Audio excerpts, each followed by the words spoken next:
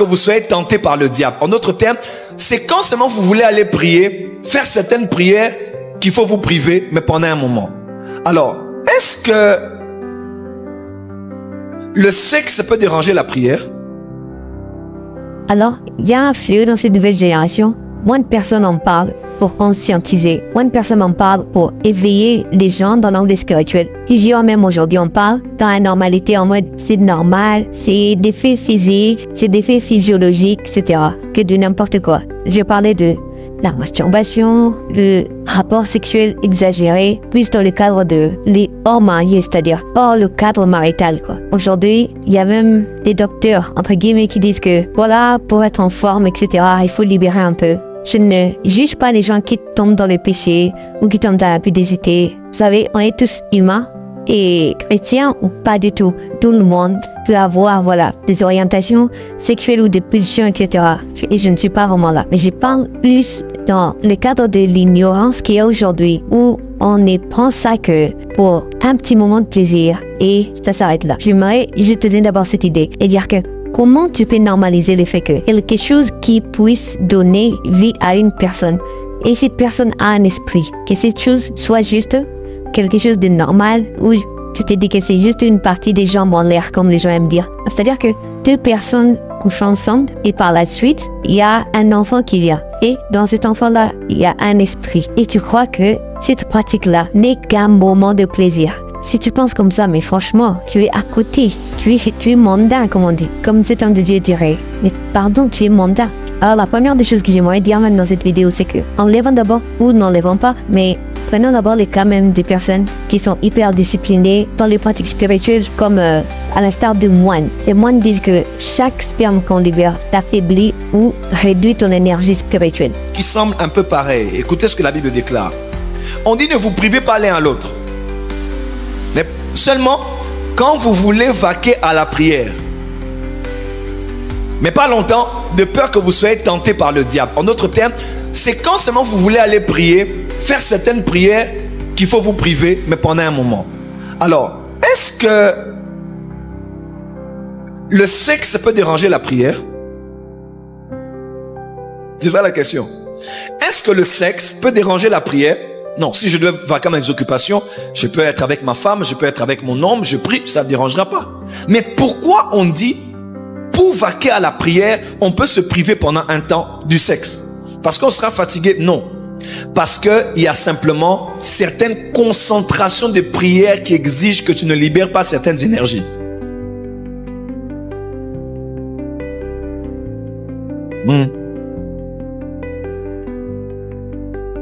Ça te demande toute ton énergie.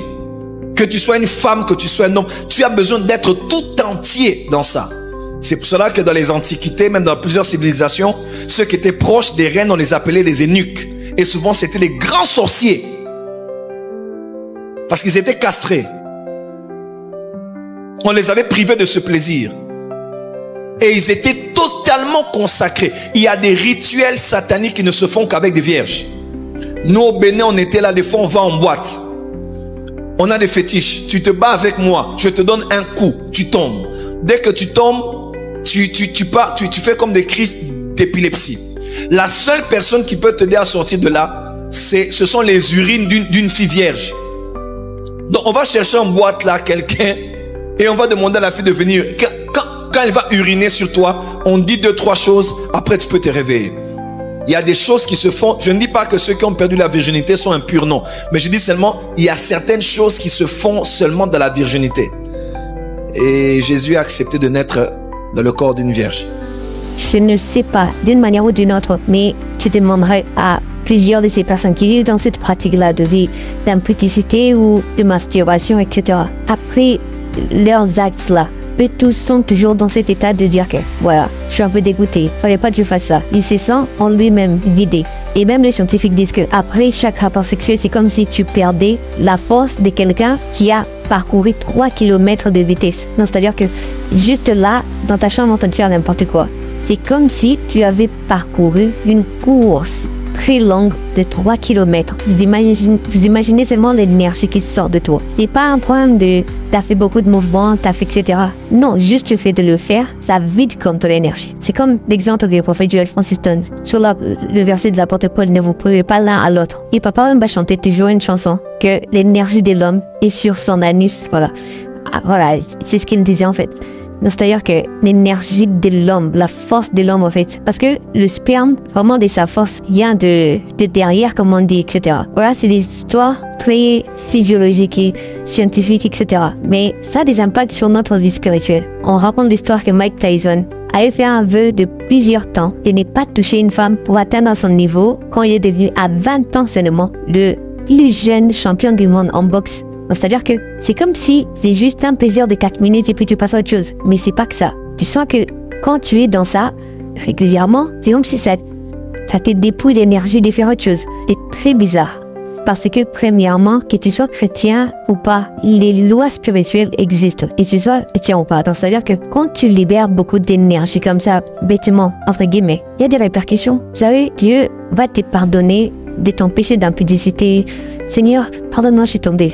Le Seigneur est un Dieu de miséricorde. Il va sûrement te pardonner. Mais si qu'il y en ait des conséquences, là, on n'en sait rien. Parce que ça peut toujours t'arriver. Vous savez, Dieu peut te pardonner d'avoir, violé l'enfant d'autrui. Mais tu iras quand même en prison. Parce que les lois sont déjà là. Et Dieu n'est pas en dehors de la loi. Il est vraiment dans la loi. Bien sûr, il y a plusieurs personnes qui ne vont pas comprendre et dire que nous sommes dans les temps de la grâce. Ne confondez pas les choses en fait. Quand tu tombes dans des histoires comme ça, des lois qui sont spirituelles, elle me déclare que Jésus lui-même dit que celui qui tue par l'épée mourra par l'épée. C'est-à-dire qu'on va te pardonner par la grâce de Jésus, le sang, tes labs, etc. Mais c'est qu'il y en ait des conséquences. Il faut que chacun d'entre nous soit mature et responsable de ses actes. Et comme l'exemple que plusieurs personnes aiment donner, quand ça va mal, c'est le diable. Quand ça va bien, c'est Dieu. Maintenant, toi d'abord, tu sers à quoi? Si toute chose qui doit se passer, ça doit être ou le diable ou Dieu. Toi, maintenant, tu sers à quoi? Toi, tu ne peux pas bouger les lignes. Toi, tu n'as pas le pouvoir sur quelque chose. Elle me déclare que Dieu a dit à Ézéchiel, fils de l'homme, regarde ces ossements desséchés, est-ce qu'ils peuvent encore répondre en vie? Il a dit non, je ne sais. Toi, tu le sais au Seigneur. Il a dit, parle sur ces ossements. Et il a commencé à déclarer, les ossements ont pris force. Si Ézéchiel n'avait pas parlé, toutes ces choses n'avaient pas se faire. C'est-à-dire que les ossements desséchés n'allaient pas reprendre chair et vie. Parce que la vie et la mort sont au pouvoir de notre langue. C'est-à-dire que, et même les conséquences désastreuses émanent de foi de nos actes. Ben, gloire à Dieu aujourd'hui, nous sommes dans la grâce. Et elle me déclare qu'il y a plus de malédictions pour ceux qui sont en Christ. Mais du fait que tu fais n'importe quoi, tu vivras n'importe quoi.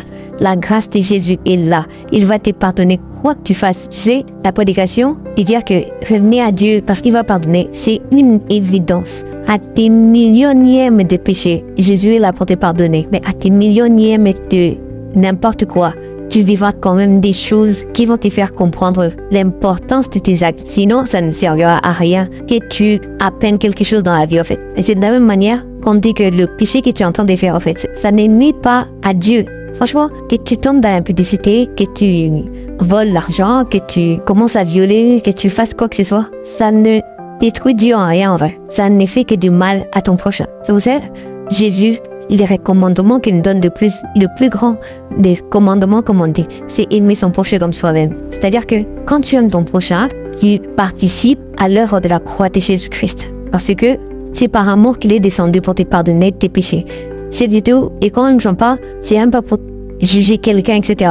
Mais dans le mal où tu es, relève-toi. Laisse ce schéma-là du mal. Tu retomberas peut-être, ou peut-être pas, par la grâce de Jésus. Mais si tu décides aujourd'hui de changer de schéma, sache que Dieu sera avec toi.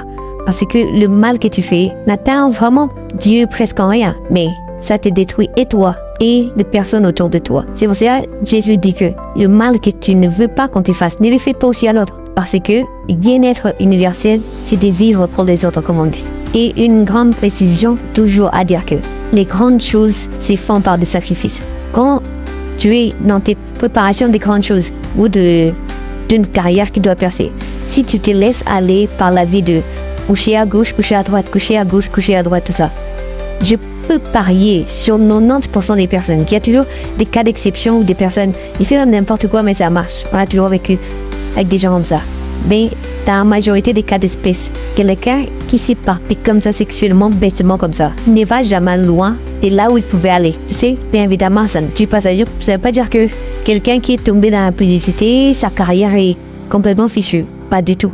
Ce que je dis dans tout cela, c'est que la bêtise d'être dans le vagabondage sexuel, etc., entre autres dans la masturbation, entre autres dans la publicité, entre autres dans ces pratiques-là, partout, je sais pas moi, c'est devenu à la mode tout ça, peut t'empêcher d'aller là où tu pouvais atteindre. Tu sais, c'est comme le prophète Joël Francis dit, quand tu ne crois pas que on peut voir juste à ces points-là, c'est parce que tu es limité quelque part. Quand il y a des personnes qui croient que on peut faire que le miracle de guérir quelqu'un qui avait des maux de tête, mais pas quelqu'un qui a le sida. On peut voir des prophéties, Dieu me dit que tu auras de l'avant. Mais quand ça part des détails, de voir jusqu'en 1990, etc., c'est par rapport à des limitations. Et une vie non saine comme ça, de ta vie sexuelle, peut réduire fortement ton efficacité à aller loin. Sinon, si c'est des personnes qui m'écoutent, vous avez l'aspiration de devenir des goths. Sinon, si les personnes qui m'écoutent, vous avez l'aspiration de devenir des légendes.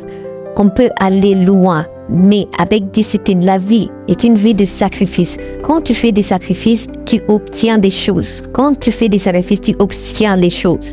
Il n'y a rien qui se fait gratuitement. Sinon, si tu es un héritier, et même l'héritier ne peut même pas s'enfler de dire que c'est mon argent pour lesquels j'ai galéré. L'héritier a des limites dans certaines paroles, parce que l'argent là, il n'a pas souffert pour l'avoir.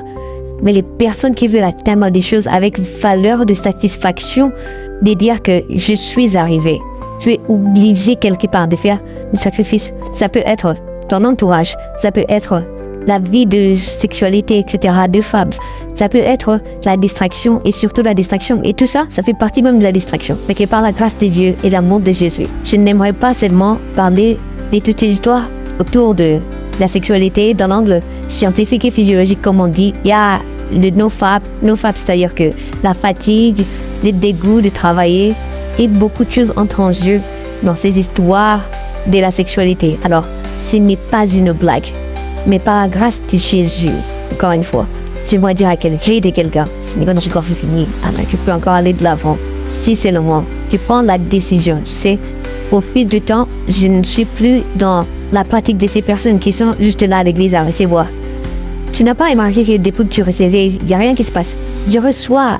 Et toi, en Europe, je reçois. Toi, je reçois. C'est pas mal. C'est les déclarations, c'est bien. Mais quand quelqu'un est motivé, vous savez, il y a toujours des stades dans la vie pour atteindre des niveaux. La motivation, c'est bien. Mais il y a un moment où quelqu'un est animé et discipliné et décidé de faire quelque chose. Des fois, tu peux même pas déclarer sur lui à l'église comme on dit, toi, tu iras de pays en pays.